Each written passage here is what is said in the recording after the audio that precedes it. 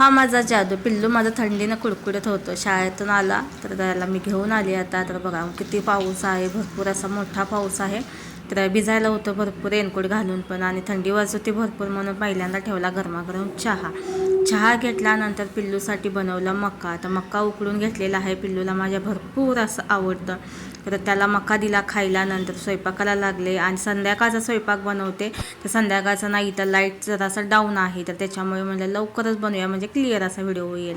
तर चला 2 जोडी घेऊन आलेली होती मी आळूच्या पानाची. तर आज मी बनवणार आहे आळूच्या पानाची इडली. तर कशी होते शेवटपर्यंत बघा. पहिल्यांदाच मी हा उपक्रम करते, कधी बनवलेलीच नाही आहे मी इडली आळूच्या पानाची. मी म्हटलं वाफवूनच घ्यायचं आहे, तर मग म्हटलं इडलीच्या साच्यामध्ये बनवूया म्हणजे कट करण्याचं पण झंझट मारेन आणि कशी होते बघायला काय जातं आपल्याला.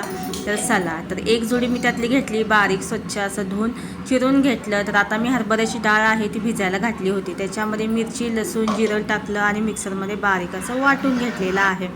आता हे सगळं आळूची पानं जी चिरून घेतलेली आहे त्याच्यामध्ये टाकून दिलेलं आहे. आता ह्याच्यामध्ये टाकायचं आहे आपल्याला चवीनुसार मीठ आणि हळद टाकायची आहे. इथे माझी हळद संपली होती, आपटून डबा जेवढी निघते तेवढी हळद मी टाकली, थोडीशी कमीच पडलेली आहे. तर चला असो, आता हे सगळं मिक्स करून घेतलं. इडलीचं साचा आहे त्याला तेल लावून घेतलेलं आहे जेणेकरून चिपकू नये.